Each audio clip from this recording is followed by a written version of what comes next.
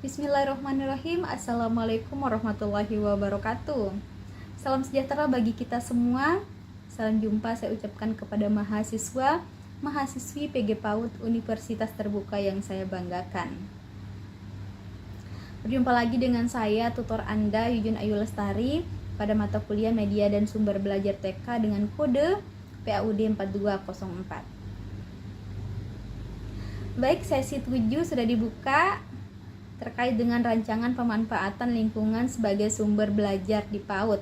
Nah, jadi Bapak Ibu mahasiswa, selamat berjumpa kembali di sesi 7 tutorial online tutoran pada mata kuliah PAUD 4204 Media dan Sumber Belajar TK. Nah, pada sesi 7 ini seperti biasa Anda tidak hanya perlu membaca modul 7 dan 8 BMP untuk membantu Anda memahami materi sesi 7, namun Anda juga harus mengerjakan diskusi serta mengerjakan tugas. Seperti sebelumnya, pada sesi 3 ada tugas 1, sesi 5 ada tugas 2, dan sesi 7 ada tugas 3. Nah, oleh karena itu, pengaturan waktu yang baik penting untuk Anda lakukan. Jadi, selamat belajar dan semangat berjuang.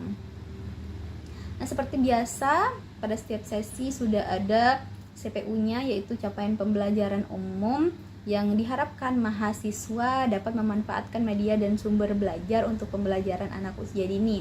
Nah, untuk CPK-nya sendiri, mahasiswa dapat menjelaskan pengertian lingkungan sebagai sumber belajar di PAUD, kemudian dapat menjelaskan juga manfaat lingkungan sebagai sumber belajar di PAUD, kemudian dapat menyebutkan juga jenis-jenis lingkungan sebagai sumber belajar di PAUD, kemudian membuat perencanaan dalam memanfaatkan lingkungan sebagai sumber belajar di PAUD.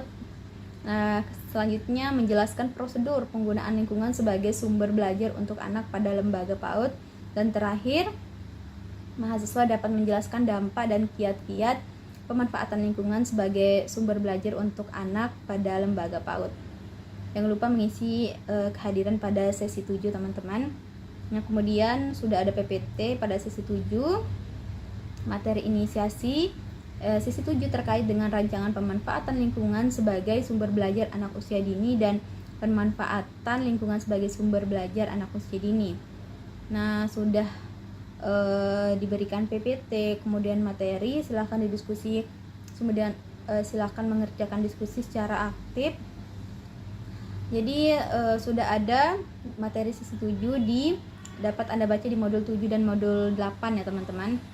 Kemudian sudah ada PPT yang sudah disertakan, jadi terkait dengan pengertian lingkungan sebagai sumber belajar di PAUD, kemudian manfaat, terakhir itu selanjutnya jenis-jenis perencanaan, sampai dengan perencanaan dalam memanfaatkan lingkungan sebagai sumber belajar PAUD.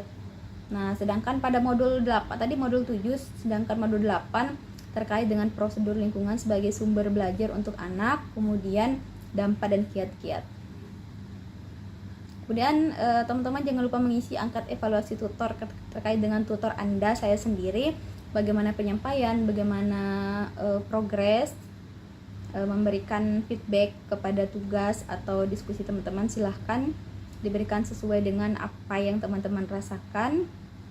Kemudian mengerjakan diskusi 7, sudah ada video, kemudian arahan silahkan dikerjakan sesuai dengan pengalaman teman-teman, sesuai dengan apa yang Anda pahami. Jangan mengcopy paste jawaban teman, itu pelanggaran.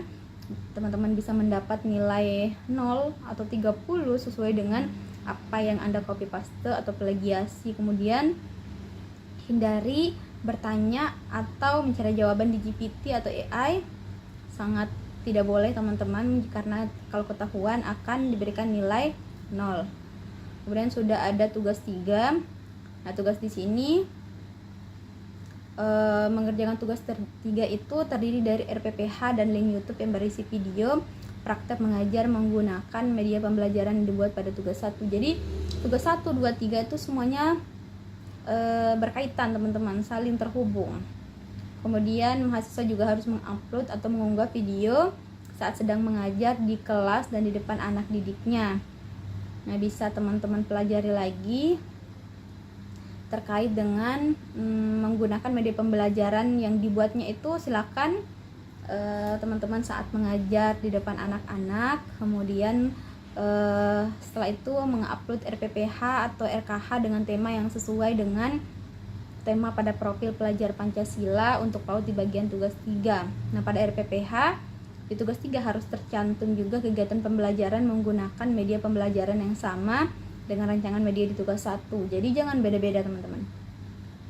Kemudian RPPH tersebut sebaiknya diketahui dan ditandatangani oleh kepala sekolah lengkap dengan tanda tangan dan stempel sekolah.